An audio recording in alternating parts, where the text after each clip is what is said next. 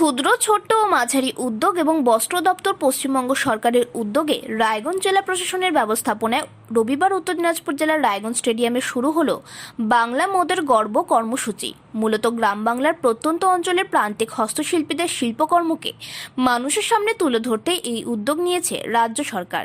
এর মাধ্যমে হস্ত ও কারুশিল্পীদের বানানো বিভিন্ন হাতের কাজের প্রদর্শনী অগ্রাধিকার পাবে।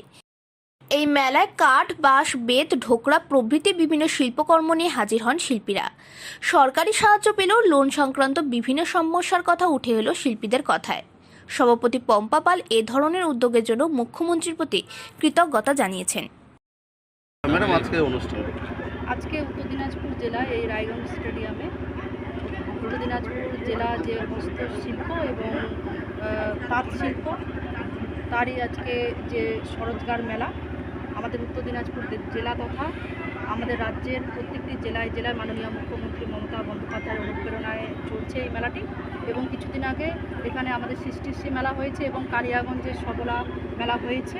এবং এতে আমাদের উত্তর দিনাজপুর জেলার প্রত্যন্ত গ্রামে যে হস্ত শিল্পীরা রয়েছেন তারা নিজের হাতে এই সুন্দর সুন্দর যে ঘর সাজানো জিনিসগুলো ওনারা তৈরি করছেন। এখানে তাঁত শিল্পীরাও রয়েছেন, সুন্দর সুন্দর তারা শাড়ি তারা তৈরি করছেন নিজের হাতে এবং এগুলো বিক্রি করার একটি জায়গা, একটি প্ল্যাটফর্ম মাননীয় মুখ্যমন্ত্রী মমতা বন্দ্যোপাধ্যায় করে দিয়েছেন। এবং বছরে প্রত্যেকটি জেলা ভিত্তিক 7 থেকে 8খানা মেলা হয় এবং আমাদের প্রত্যেকটি জেলায় আপনারা সকলেই জানেন যে বছরে 3 থেকে 4 বার দুয়ারের সরকারের ক্যাম্প বসে, সেখানেও কিন্তু এসএসজি দলের মহিলাদের একটি স্টল থাকে এবং সেই স্টল থেকে তারা সেখানে তাদের জিনিসপত্রগুলো বিক্রি করার একটি স্থান ওনারা পান। এবং মাননীয় মুখ্যমন্ত্রী মমতা বন্দ্যোপাধ্যায়ের অনুপ্রেরণায় আমাদের উত্তর দিনাজপুর জেলায় প্রত্যেক দিনের যে একটি ব্যবসার ক্রয় বিক্রয় করার যে একটি স্থান সৃষ্টিশ্রী মার্কেট উনি করে দিয়েছেন। বিরসা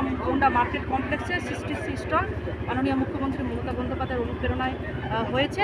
এবং আমাদের উত্তর দিনাজপুর জেলার সকল হস্তশিল্পীদের পক্ষ থেকে মাননীয় মুখ্যমন্ত্রী মমতা বন্দ্যোপাধ্যায়কে অনেক অনেক ধন্যবাদ জানাই, চিরকৃতজ্ঞতা জানাই সবাইকে এভাবে আগলে রাখার জন্য। এরকম সৃষ্টিশ্রীতে স্টল রয়েছে, সেগুলো কি আরও কিছু বাড়ানোর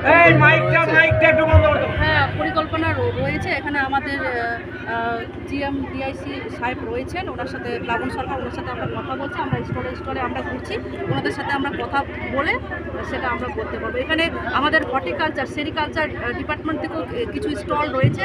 এখানে যেমন এসএসজি দলের মা বোনেরা, দিদি ভাইরা তারা কিন্তু ইয়েলো কালারের ফুলকপি এবং পার্পেল কালারের ফুলকপি ওনারা উৎপাদন করছেন।